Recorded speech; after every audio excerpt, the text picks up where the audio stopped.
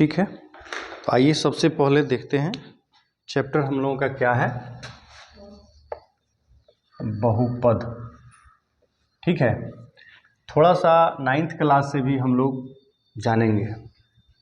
क्यों जानेंगे? क्योंकि 9th का क्वेश्चन भी पूछा जाता है सबसे पहले कि कौन सा बहुपद है और कौन सा बहुपद नहीं है, इसके बारे में भी हम लोग जानेंगे। तो इसमें बहुपद का जो सामान्य रूप होता है, ठीक है ना, वो होता है हमारा, जैसे मान लीजिए कि a है, ax है, ax स्क्वायर है, कुछ भी ये सामान्य पद होते हैं कुछ, और कुछ जो है बहुपद का जो घात है, दो चीज़ होता है। बहुपद में दो भाग होते हैं, जैसे मान लीजिए कि x स्क्वायर प्लस 1 है, तो इसको हम लोग कहते हैं चर पद और इसको कहते हैं अचर। ठीक है, चर पद और अचर पद। तो जो ये x है इसको चर पद कहते हैं। सामान्यतः आप जान लीजिए कि जो भी a, b, c, d इत्यादि के पदों में होंगे वो होते हैं चर पद, और जो 1, 2, 3, 4 इत्यादि के पद में होंगे वो होंगे अचर पद। अब चर पद और अचर पद क्यों बताया गया? क्योंकि जो चर पद है वो वैरी करता है, बढ़ता घटता है, उसका मान निकाला जाता है, और जो अचर पद है उसका मान कांस्टेंट रहता है, इसलिए हम लोग इसको c से डिनोट करते हैं। सामान्यतः आप लोगों को जो पढ़ना है 10th क्लास में, वो पढ़ना है द्विघात बहुपद और त्रिघात बहुपद। ठीक है, लेकिन इसमें रैखिक बहुपद भी होता है। रैखिक बहुपद यानी कि जिस बहुपद का घात 1 होता है उसको क्या कहते हैं? रैखिक बहुपद कहते हैं। तो देख लीजिए, जैसे मान लीजिए कि यहाँ पर लिखा हुआ है x प्लस 1 या y प्लस 1 या फिर x प्लस 5, ये सब क्या है? ये सब रैखिक बहुपद है। तो इसका घात कितना है? सबका 1 है। देखिए x का पावर कितना है। घात की चर्चा करेंगे तो हम लोग समझिएगा, चौर भाग पर जो पावर है उसी को हम लोग क्या कहते हैं? घात कहते हैं। तो इस सब का क्या है? सब पर क्या है? 1 है कि नहीं? अच्छा, उसके बाद होता है द्विघात बहुपद।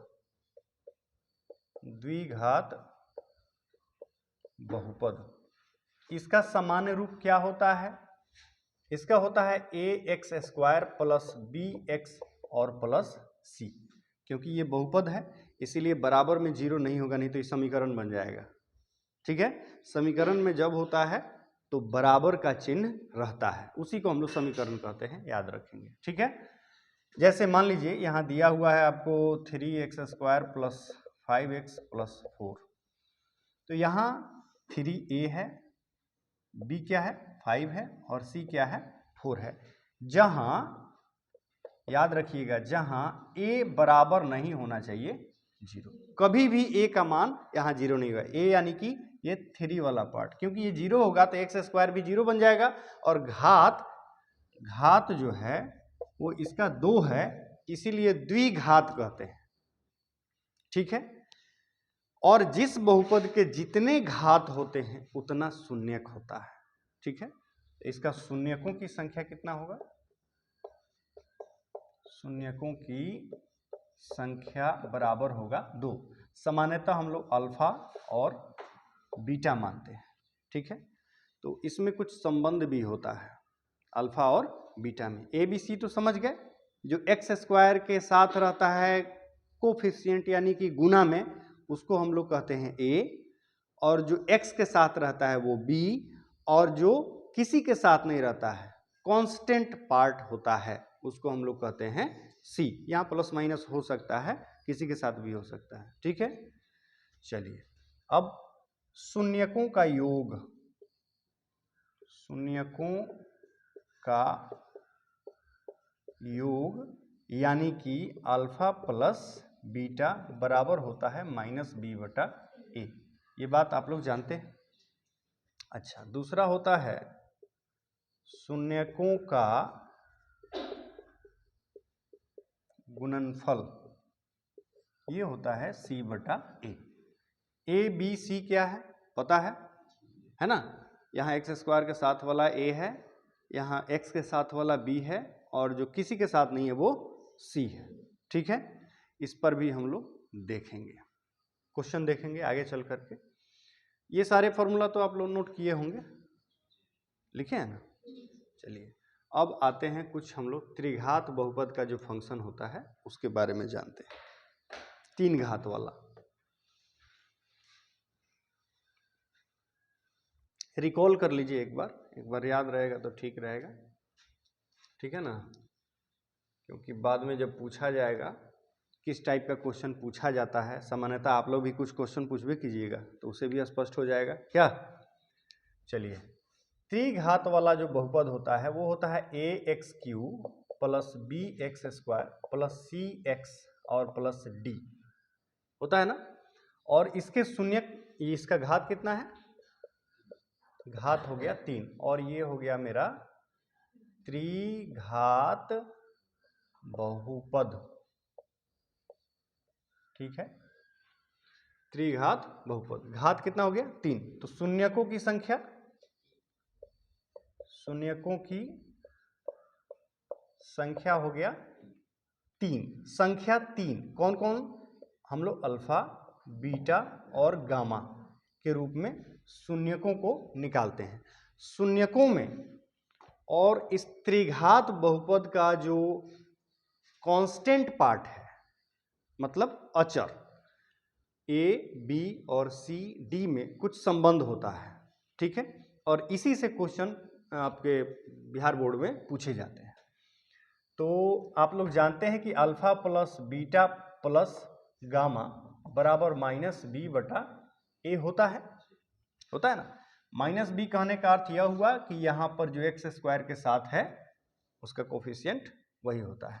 अच्छा, alpha into beta plus beta into gamma plus gamma into alpha बराबर होता है सी बटा ए। उसके बाद alpha into beta into gamma बराबर माइनस डी बटा ए। ये कुछ इससे संबंधित फॉर्मूला है। ठीक है, इसके भी शून्यकों के बारे में हम लोग जानकारी प्राप्त करेंगे और उस पर प्रश्न भी करेंगे, ये भी आपको याद है। जो सबसे इंपॉर्टेंट बात है वो क्या है, किस टाइप के सवाल आपके परीक्षा में पूछे जाते हैं, वो सबसे ज़्यादा जरूरी है। किस टाइप के सवाल पूछे जाते हैं, 4 ऑप्शन रहेंगे और पूछा जाएगा कि निम्नलिखित में से कौन बहुपद है। ठीक है, तो जब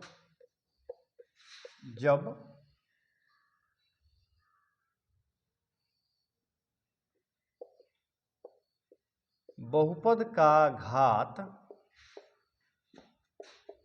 एक क्या हो, पूर्ण संख्या हो, तब वह क्या होगा, बहुपद होगा, और नहीं तो नहीं होगा। यानी कि कोई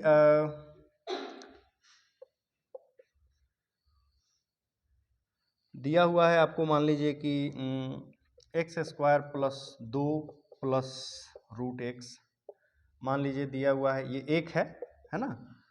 ये दूसरा है, मान लीजिए x square plus 3x plus 1/x। ये तीसरा मान लो कि दिया हुआ है आपको x के power -1 plus x square plus 3। ठीक है, रूट वाला हो गया, बटा वाला हो गया, और पावर माइनस में हो गया। या फिर एक और फॉर्मेट होता है कि x के पावर 1/2 और प्लस 3x प्लस 4 दिया हो। ठीक है, आप किसी न किसी रूप में इन तीनों में देख लीजिए ध्यान से कि जो x है, x मतलब चर भाग, वो क्या है, या रूट में हो, या फिर बटा में हो, या फिर पावर में माइनस हो, या फिर आपको पावर में एक से छोटा कोई पावर लिखा हुआ हो। एक से छोटा का मतलब ये पूर्ण संख्या नहीं हो। 1/2 पूर्ण संख्या थोड़ी है, 1/2 एक संख्या का आधा है, इसीलिए वो अपने आप में पूर्ण नहीं है। तो इस केस में बहुपद नहीं होगा, बहुपद नहीं होगा। और इससे एक ना एक क्वेश्चन आपके बिहार बोर्ड में जरूर रहता है, ठीक है। तो इसको आप लोग ध्यान में रखेंगे, ये बिल्कुल भी भूलने वाली बात नहीं है, नहीं तो 1 नंबर आपके बिहार बोर्ड का गया, ठीक है, समझ रहे हो। तो इसको ध्यान में रखना है। और बहुपद कौन सा होगा, तब मान लीजिए कहीं 1 लिखा हुआ है, ये बहुपद है कि नहीं है, कल बताए थे आपको। अच्छा, मान लीजिए 3x लिखा है, बहुपद है कि नहीं है। अगर x स्क्वायर अब प्लस 1 लिखा है तो है कि नहीं, ये भी है। और x अब प्लस 3 लिखा हुआ है, ये भी है। अब इसमें एक बात और आती है, थोड़ा सा जानकारी के लिए। एक पदी बहुपद, द्विपदी बहुपद, त्रिपदी बहुपद। तो जिसमें एक पद हो, जैसे ये एक है, एक पदी है, ये भी एक पदी है, इसमें कितना है, ये 2 पदी है, और इसमें भी 2 है, 2 पदी। और मान लीजिए कि कहीं पर x square plus x plus 1 दिया रहे, तो इसमें कितने पद हैं, 3 अलग अलग पद हैं, तो ये क्या हो जाएगा, त्रिपदी बहुपद हो जाता है। ये कुछ बहुपद के बारे में जानकारियां थी जो हम लोगों ने देखा, समझा। इस रूप में होगा तो बहुपद नहीं होगा, याद रखेंगे, इसको कहीं नोट कर लीजिए, ठीक है ना। कि जब किसी भी बहुपद में अगर चर भाग रूट में हो, बटा में हो, पावर में माइनस हो, और पावर में पूर्ण संख्या नहीं हो, यानी बटा में पावर हो, तो समझ जाना कि ये बहुपद नहीं होगा। 1 नंबर आपके परीक्षा में निश्चित रहेगा, ठीक है। उतारना है इसको, ठीक है। बहुपदों का शून्यक भी ज्ञात किया जाता है, अनेक फॉर्म में होते हैं। ये 2 पद में है, ठीक है। X square plus 5x plus क्या हो जाएगा, मान लीजिए कि 2 हो जाता है, कुछ भी। अगर मान लीजिए इनका शून्यक निकालने की बात आएगी तो हम लोग कैसे निकालेंगे। इसका शून्यक निकालने के लिए आप लोग इसको लिख सकते हैं एक्स स्क्वायर माइनस √11 का स्क्वायर, ऐसे भी निकाला जाता है, डायरेक्ट भी निकाला जाता है। इसको ए स्क्वायर माइनस बी स्क्वायर, ए प्लस बी इंटू ए माइनस बी, तो x plus √11 into x minus √11, ये गुणनखंड के रूप में जब आ जाता है, उसके बाद हम लोग क्या कर देते हैं, एक पद को बराबर में 0, यानी कि x माइनस √11 बराबर 0, इसलिए x बराबर √11, और एक बार x प्लस √11 बराबर 0, इसलिए x बराबर माइनस √11। या इसी को हम लोग डायरेक्ट अगर 2 पद में हो और द्विघाती हो, तो एक्स स्क्वायर बराबर 11 को बराबर के उस पर, यानी यहाँ शून्य लगा के शून्य निकालना रहता है, यानी उसका वैल्यू शून्य होना चाहिए। इस बहुपद का वैल्यू जो शून्य निकालेंगे उसका मान इस बहुपद में रखने के बाद, ठीक है। तो एक्स स्क्वायर माइनस 11 बराबर 0, एक्स बराबर क्या हो जाएगा, उधर जाएगा तो 11 स्क्वायर बराबर, है ना। इसलिए एक्स बराबर यहाँ से स्क्वायर हटेगा, उधर रूट चला जाता है, जब भी रूट जाएगा तो प्लस माइनस साथ में रहता है, प्लस माइनस 11, और यही आपका क्या हो जाता है, आंसर हो जाता है। एक तरीका यह है, ठीक है। और इसका मान लीजिए कि अगर आपको शून्यक निकालना है, ठीक है, तो इस बहुपद में सबसे पहले देखेंगे कि इसका गुणनखंड विधि से हल करना।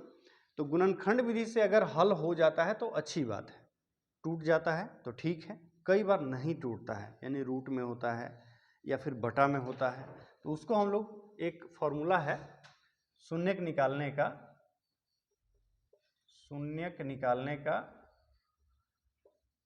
शून्यक बराबर minus b plus minus √d अब बटा 2a। यहाँ पर a क्या है, x square plus 5x plus 2 में a बराबर 1 x के साथ, b बराबर 5 और c बराबर है 2। d बराबर आप जानते हैं B square minus 4ac, b का मान क्या है 5 का स्क्वायर माइनस 4 गुना ए कितना है 1 और सी है 2। ठीक है, तो इसको नीचे कर लेते हैं, बराबर हो जाएगा कितना 25 घटा 8 बराबर 17। ठीक है, अब मूल बराबर minus b plus minus root d और बटा 2a, यानी कि -5 प्लस माइनस रूट 17 अब बटा 2 गुना 1, यानी कि -5 प्लस माइनस रूट 17 अब बटा 2। ये हो गया हमारा। अब कहिएगा द्विघात बहुपद था तो एक ही मूल क्यों आया? ये 1 है, ये 2 है, एक बार प्लस में एक बार माइनस में।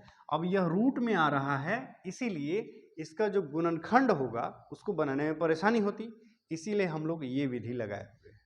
ठीक है, अब चलिए इसको उतारना है तो उतार लीजिए, आगे सवाल पूछिए। आप लोग क्या सवाल पूछना है? उतारना है क्या इसको? बहुपद से संबंधित कुछ प्रश्न जो पिछले साल परीक्षा में पूछे गए हैं, आप लोगों ने पूछा है। एक क्वेश्चन है कि 5y² माइनस 14y प्लस 8, इसमें शून्यकों का क्या पूछा जा रहा है? योग, है ना। शून्यक हमने बताया था 2 शून्यक, क्योंकि ये द्विघात बहुपद है, शून्यक 2 ठो होगा, यानी अल्फा और प्लस बीटा बराबर -b बटा a। और यहाँ पर a बराबर क्या है 5, b बराबर क्या है -14 और c बराबर है 8। ठीक है ना, ये हमारा होता है a, ये होता है b और ये होता है c। ठीक है, तो -b यानी कि माइनस तो फॉर्मूला में भी है और इसके वैल्यू में भी माइनस है, और बटा a यानी कि 5, यानी कि माइनस माइनस प्लस 14 बटा 5, यही हमारा क्या हो जाएगा आंसर। कोई दिक्कत? कोई दिक्कत है? तो उसके बाद आपने पूछा एक अगला question, y² 1/y plus 3 into में, इसका वैल्यू क्या होगा? इनसे दोनों में इससे क्या कर दिया जाता है, बारी बारी से गुना कर दिया जाता है। तो देखिए y² गुना 1/y, बीच में प्लस है, प्लस रहेगा, फिर y² गुना 3। ठीक है, ध्यान से देखिए, बटा में है, कैंसिल हो जाएगा, यानी कि y प्लस 3y का स्क्वायर, पावर पहले बड़ा वाला लिखते हैं ना, 3y का स्क्वायर प्लस y। कोई ऑप्शन है इसमें? डी ऑप्शन है, यही हमारा क्या हो जाएगा आंसर, या यह भी हो सकता है जिसमें आपको लिखना हो। चलिए एक क्वेश्चन किसी ने पूछा है, जो क्वेश्चन नंबर 20 है, कह रहा है कि px बराबर qx इंटू gx। ठीक है, घात जो है वो px का है 4 और 6 है, चलो 6, घात जो है gx का है 2। तो ये पूछ रहा है घात बताइए px बटा gx का। ठीक है, अगर घात 6 है, इसका मतलब है कि कोई बहुपद है जिसका घात 6 है, और gx है, इसका मतलब है कि इसका घात क्या है 2 है।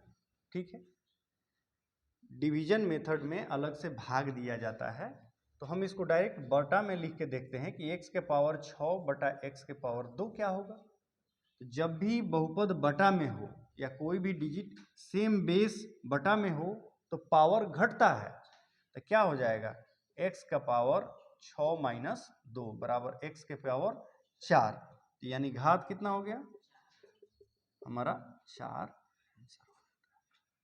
कोई दिक्कत? और बताओ। और कोई क्वेश्चन था ना? 29 नंबर था। 29 नंबर क्वेश्चन है, यदि बहुपद एक्स स्क्वायर प्लस ए एक्स और माइनस बी है, इसके मूल बराबर हैं परंतु विपरीत चिन्ह के हैं। यानी कि अल्फा बराबर मान लो कि पी है और बीटा मान लो माइनस पी है, बराबर है लेकिन क्या है, प्लस माइनस में सेम है।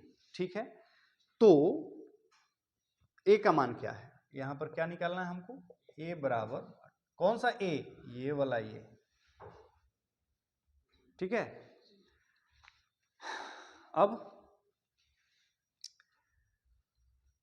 ध्यान से देखो, इसके पहले हमने एक क्वेश्चन बनाया था कि एक्स स्क्वायर माइनस 11 का मूल ज्ञात करें, बनाया था ना। तो हमने क्या कर दिया था, इसके बराबर में 0 किया था और एक्स स्क्वायर बराबर 11 हो गया था और एक्स बराबर प्लस माइनस रूट 11। ध्यान से देखो, ये भी मूल बराबर है और प्लस माइनस दोनों का चिन्ह, तो मूल बराबर होगा और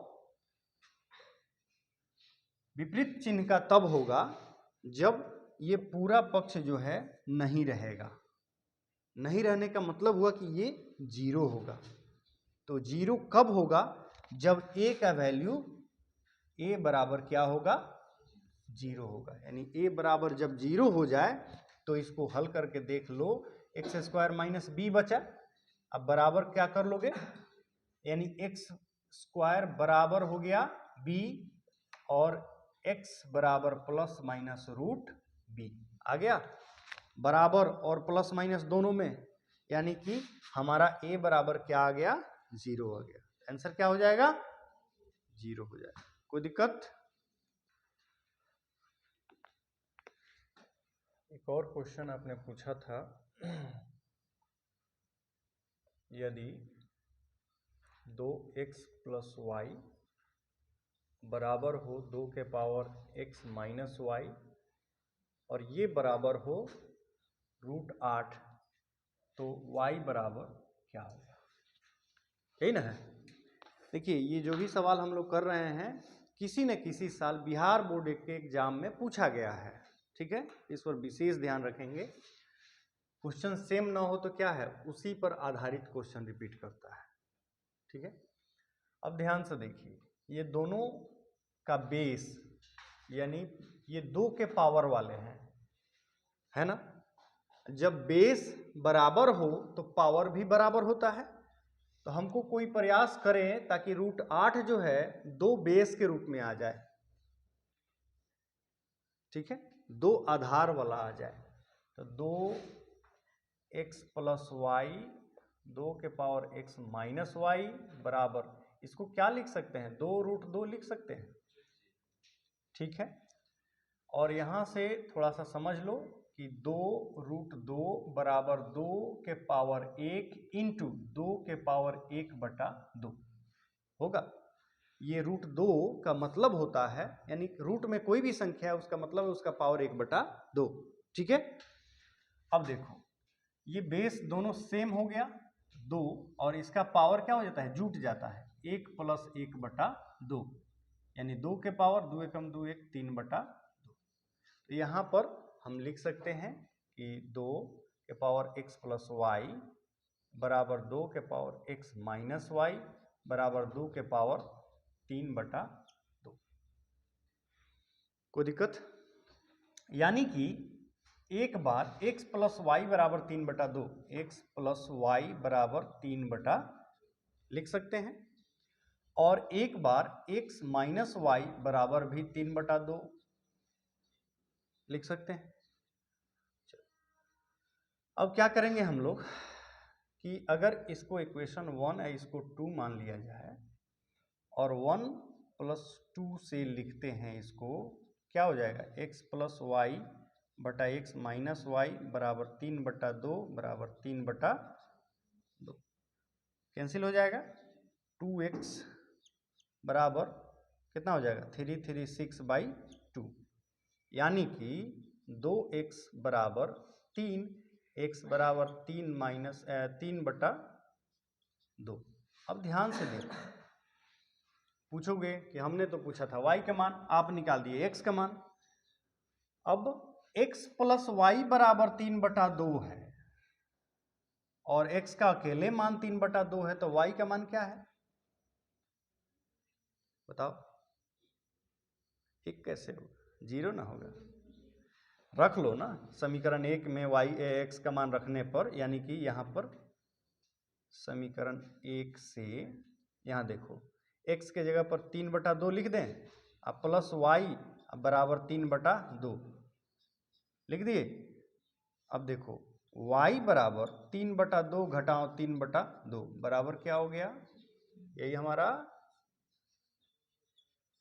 दिया है।